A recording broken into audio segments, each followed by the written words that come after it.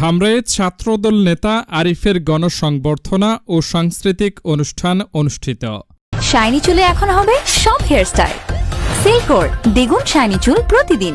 ঢাকার ধামরাইয়ে বাংলাদেশ জাতীয়তাবাদী দল বিএনপির উদ্যোগে এক গঠনমূলক ও প্রাণবন্ত গণসংবর্ধনা ও সাংস্কৃতিক অনুষ্ঠান অনুষ্ঠিত হয়েছে। শুক্রবার বিকাল ৫টায় ধামরাই উপজেলার বালিয়া খাগুটিয়া গ্রামে আয়োজিত এ অনুষ্ঠানে অংশ নেন এলাকার বিভিন্ন পর্যায়ের নেতাকর্মী ও সাধারণ মানুষ।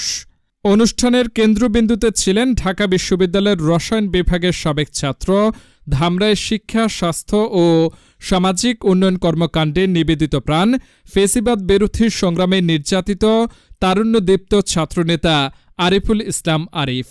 তিনি বাংলাদেশ জাতীয়তাবাদী ছাত্রদলের কেন্দ্রীয় সহ দপ্তর সম্পাদক, যুগ্ম সাধারণ সম্পাদক পদমর্যাদা হিসেবে সদ্য মনোনীত হয়েছেন।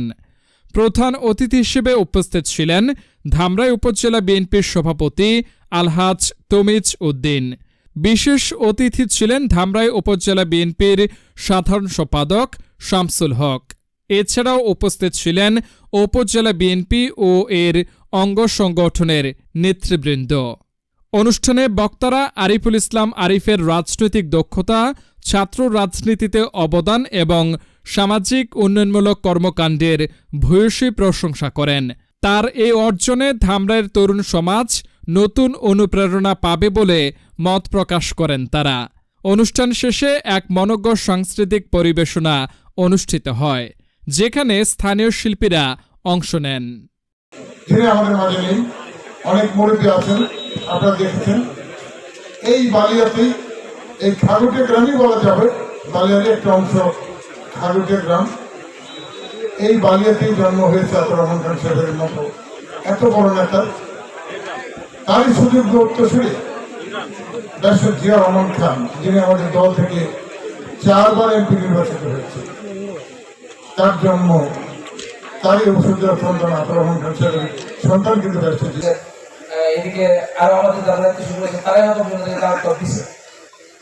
দাওয়াতের বিষয়টাতে যদি কোনো কিছু থাকে, কেউ ত্রুটি হিসাবে দেখবেন না, সমস্ত দৃষ্টিতে দেখবেন।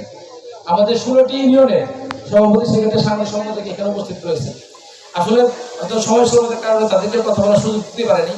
তাদেরকে আমি কৃতজ্ঞতা জানাবো ব্যক্তিগতভাবে। তারা আমাকে অনেক পছন্দ করেন, আমাকে সুযোগ পেয়ে নেই। দীর্ঘ 17 বছর আপনারা অক্লান্ত পরিশ্রম করে বিশ্ববিদ্যালয়ে ভর্তি অনেকের স্বপ্ন থাকে, যে বিশ্ববিদ্যালয়ে ভর্তি হয়ে দেশের সর্বোচ্চ পর্যায়ে বিশ্ববিদ্যালয়ের রাজপথ থেকে তথা ঢাকার রাজপথে সব